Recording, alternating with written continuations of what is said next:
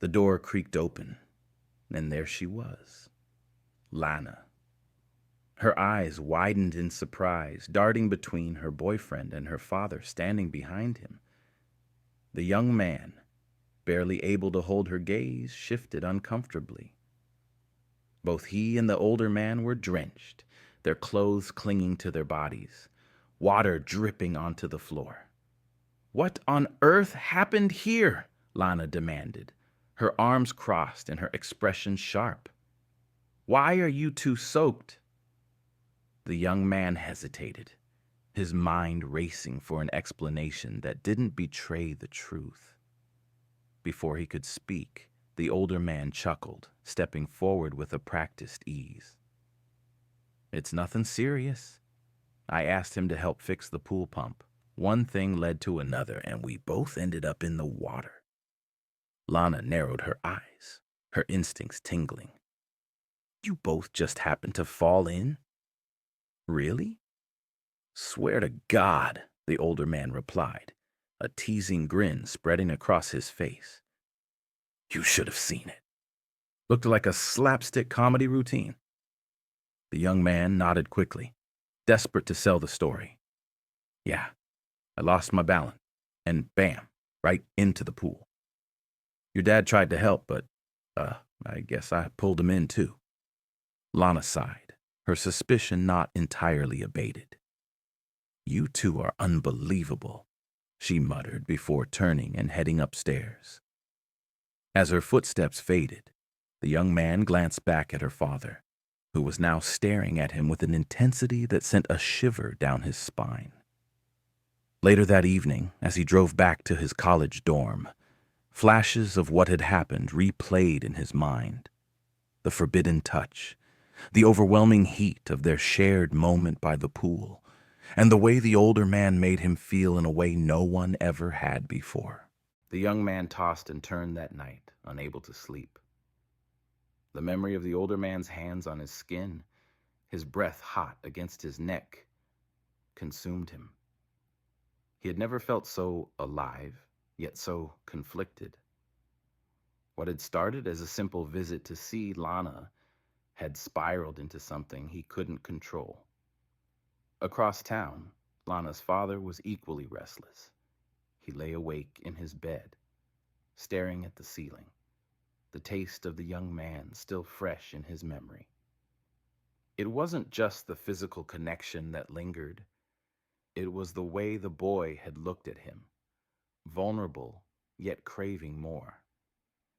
He knew it was dangerous, but he couldn't stop himself from wanting him again. The next day, the young man tried to focus on his classes, but his thoughts kept drifting back to that night. Every time he closed his eyes, he could feel the older man's touch.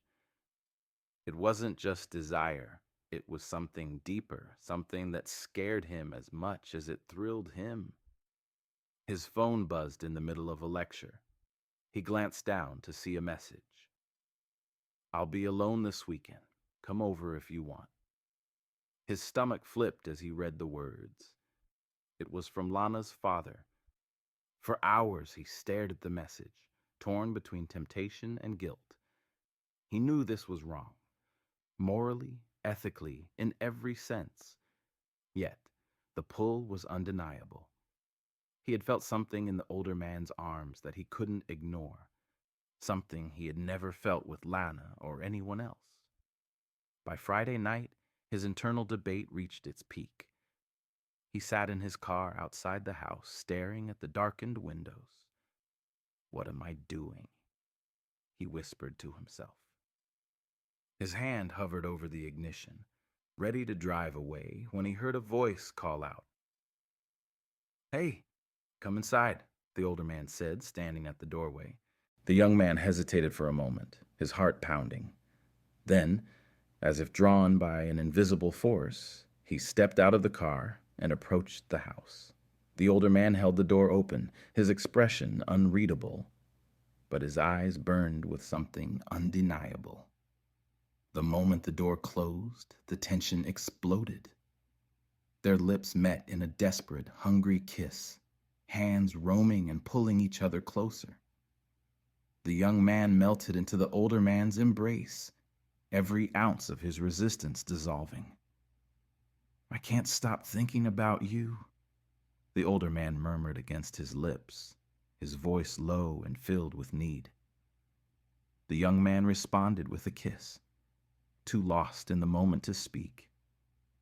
They stumbled through the house, shedding clothes as they went, their movements frantic yet tender. For the first time, the young man felt truly seen, desired in a way that felt all-encompassing. With every touch, every whispered word, he fell deeper into a world he never thought he'd be part of. Neither of them noticed the faint red light blinking outside the house, a hidden camera Lana had installed earlier that week. She had been growing suspicious of her father's behavior and decided to take matters into her own hands. At that very moment, Lena sat in her car, parked a few blocks away, watching the footage on her phone. Her heart raced as the screen displayed the unthinkable. Her boyfriend and her father locked in a passionate embrace. Her world shattered. Anger, betrayal, and heartbreak surged through her as she started the car and sped toward the house, determined to confront them. Lana stormed into the house, her footsteps echoing against the hardwood floor. She saw the trail of clothes leading to her father's bedroom and felt a wave of nausea. With trembling hands, she pushed open the door. What she saw made her blood run cold. There they were, her boyfriend and her father, entwined in a moment of intimacy she could never unsee. The young man froze, his eyes wide with horror, while her father scrambled to cover himself. "Lana, wait!" the young man began, his voice cracking. But she didn't wait. She turned and ran, tears streaming down her face as she fled the house, ignoring their frantic shouts. The young man hurriedly dressed and chased after her, his mind racing as he tried to think of what to say. He found her on the sidewalk, sobbing uncontrollably. "Lana, please, just let me explain," he pleaded, his voice thick with desperation. "Explain?" she spat, her voice trembling with fury. "You were in bed with my father. What could you possibly say to fix this?" Before he could answer, a car sped around the corner. The screech of tires filled the air as the vehicle collided with them, sending them both crashing to the ground. The crash was deafening. Glass shattered, metal crumpled, and the world spun into chaos. When the young man came to, the sharp pain in his chest was the first thing he noticed. The second was Lana, unconscious beside him, blood trickling from a cut on her forehead. The driver of the other car was shouting, but his words were a blur, drowned out by the ringing in his ears. Paramedics arrived within minutes, pulling them from the wreckage. The young man barely registered the movement, his mind consumed by the image of Lana running from the house. Her face, twisted in anguish, was seared into his memory. He wanted to apologize, to explain, but now it seemed he might never get the chance. As they loaded him into the ambulance, his phone buzzed in his pocket. Through the haze of pain, he realized it was a message from the older man. "Is she okay? Are you okay? Please tell me what happened." The young man's heart twisted. He wanted to answer, but his fingers wouldn't move. At the hospital, the doctors worked frantically to stabilize both him and Lana. The young man drifted in and out of consciousness, flashes of the night replaying like a broken film reel. Lana's scream, the crash, the older man's touch. All of it collided in his mind, leaving him disoriented and overwhelmed. Hours later, he woke to find himself alone in a sterile white room. His body ached, but the pain was nothing compared to the guilt weighing on his chest. He turned his head toward the door, hoping for answers. But instead, a nurse entered with grim news. Lana was in a coma. The impact had caused severe head trauma, and they didn't know if or when she would wake up. He closed his eyes, tears streaming down his face. This wasn't how things were supposed to go. He had come to the house that night seeking connection, but all he had found was destruction. And now, the weight of his choices was unbearable. The days after the accident passed in a fog for the young man. Hospital walls closed in around him, sterile and suffocating. Every noise, footsteps in the hallway, the beeping of monitors seemed amplified, a cruel reminder of the chaos he had caused.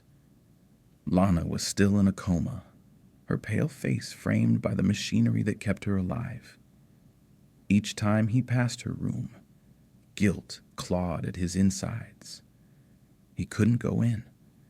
He couldn't bear to see her like that, knowing he had put her there.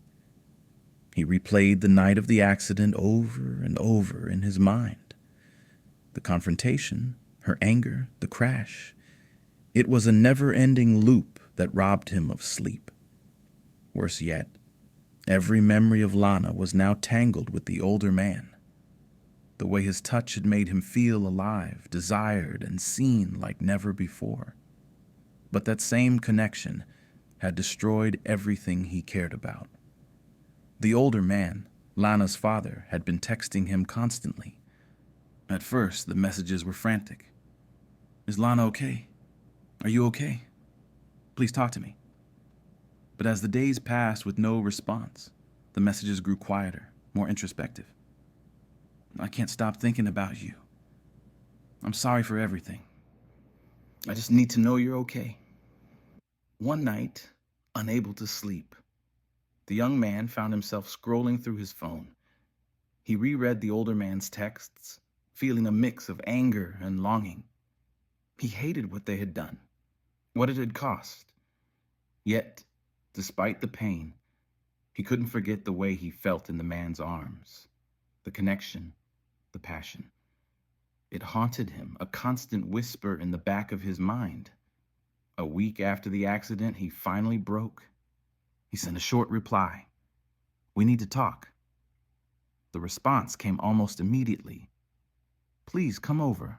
I'll explain everything." That evening, he sat in his car outside the house again, staring at the front door. His hands trembled as he gripped the steering wheel, torn between guilt and the undeniable pull toward the man inside. Finally, he turned off the engine and stepped out. The older man opened the door before he could knock, his face a mixture of relief and something deeper. "I didn't think you'd come," he said softly, his voice thick with emotion. "I almost didn't," the young man admitted, his voice strained.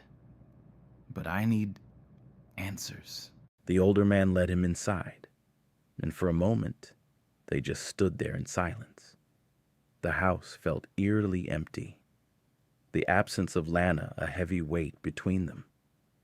The young man sat on the couch, his arms crossed defensively, while the older man paced the room, clearly struggling to find the right words. "I never meant for this to happen," the older man began, his voice low. "I didn't plan any of it. But that night, something just clicked. I saw you in a way I never had before." The young man flinched at the words, his mind flashing back to that night by the pool. "You shouldn't have acted on it," he said sharply. "You knew what this would do. To her. To me." "I know," the older man said, sitting down across from him. "And I hate myself for it. But I can't pretend I don't feel something for you. Something real." The words hung in the air, heavy and undeniable. The young man looked away, his chest tightening. "It doesn't matter how real it feels. It's wrong. Lana trusted me. She trusted you. And now." He trailed off, his voice breaking. "She doesn't have to know," the older man said, his tone almost pleading. "She's in a coma. When she wakes up, she won't remember any of this. We can move on. Start over." The young man shook his head, his emotions warring inside him. "You think this is something we can just erase, like it never happened?" "I don't know," the older man admitted. "But I know I can't lose you. Not now." Despite himself, the young man felt the pull again, the undeniable connection that had brought him here in the first place. Before he could think better of it, he leaned forward, their lips meeting in a kiss that was both desperate and tender. Months passed, and Lana remained in a coma. The young man visited her regularly, sitting by her bedside and talking to her as if she could hear him. He told her about his classes, his friends, even mundane things like the weather. But he never mentioned her father. That part of his life was a secret he couldn't share, not even with her unconscious form. The older man, meanwhile, had become his refuge. Late at night, when the guilt and loneliness became too much, he would sneak out and drive to the house. They would spend hours together, talking, laughing, and losing themselves in each other. It was wrong, and they both knew it, but it felt like the only thing keeping them sane. One night, as they lay in bed together, the older man broke the silence. "Do you ever think about what happens when she wakes up?" The young man stared at the ceiling, his chest tightening. "Every day. But there's no point worrying about it until it happens. And when it does," the older man pressed, his voice soft, "will you leave?" The young man didn't answer right away. Instead, he turned to look at him, his eyes filled with uncertainty. "I don't know. I can't think that far ahead." The truth was, he didn't know what he wanted. He loved Lana, or at least he thought he did. But what he felt for her father was something entirely different. It scared him, but it also exhilarated him. For now, all he could do was take things one day at a time. The day Lana woke up from her coma was a whirlwind of emotions. The young man had been sitting in her hospital room, as he often did, lost in thought as the soft hum of the machines filled the silence. Then her fingers twitched, her eyelids fluttered, and suddenly she was awake. Relief washed over him like a tidal wave. She was alive. She was here. And for a moment, nothing else mattered. But the relief was short-lived. The doctors explained that Lana's memory loss was extensive. The trauma from the accident had erased large portions of her life, including the months leading up to it. She didn't remember the fight, the betrayal, or even her relationship with him. The young man sat frozen as they spoke, his mind reeling. She didn't remember anything. He couldn't decide if it was a blessing or a curse. Lana smiled at him weakly from her bed, her voice soft and tentative. "You look familiar," she said. "Were we close?" The question hit him like a punch to the gut. He forced a smile, his heart aching. "Yeah," he murmured. "We were close." He didn't elaborate. How could he? She had no idea about the tangled mess of emotions, lies, and betrayals that had led them to this point. For now, it was easier to let her believe they had been a normal couple, untouched by the darkness that had consumed their lives. The next few weeks were a blur of hospital visits and therapy sessions. Lana's recovery was slow but steady, and every day she seemed more like the girl he had once loved. She laughed at his jokes, leaned on him for support, and trusted him implicitly. It should have been a dream come true. But every time she looked at him with those trusting eyes, the guilt clawed at him like a living thing. He tried to bury it, to focus on helping her heal, but the memories of her father refused to stay hidden. Late at night, when the house was quiet, his phone would buzz with messages. I miss you. I need to see you. Are you okay? At first, he ignored them, determined to distance himself from the older man. But as the weeks turned into months, the pull became impossible to resist. One night, he found himself sitting in his car outside the older man's house, his heart pounding as he stared at the familiar doorway. He knew he shouldn't be there. Lana was counting on him, trusting him, but the weight of his double life was suffocating, and he needed an escape. With a deep breath, he stepped out of the car and knocked on the door. The older man opened it almost immediately, as if he had been waiting. His eyes were tired, but they lit up when he saw the young man. I didn't think you'd come, he said softly, his voice tinged with relief. I shouldn't be here, the young man replied, his voice shaking. This is wrong. The older man reached out, his hand brushing against the younger man's arm. I know, he said, but I can't let you go. They stood there for a moment, the tension between them palpable. Then, without another word, the young man stepped inside, and the door closed behind them. The night passed in a blur of whispered confessions and stolen touches. For the first time in weeks, the young man felt like he could breathe. In the older man's arms, the weight of his guilt and shame seemed to lift, if only temporarily. But as dawn approached, reality came crashing back. He couldn't keep living like this, caught between two worlds. Something had to give. The following morning, he returned to Lana's side, his resolve wavering. She was sitting up in bed, her face alight with excitement as she recounted a memory that had surfaced during the night. I remember our first date, she said, her eyes sparkling. You took me to that little diner on Main Street, the one with the milkshakes.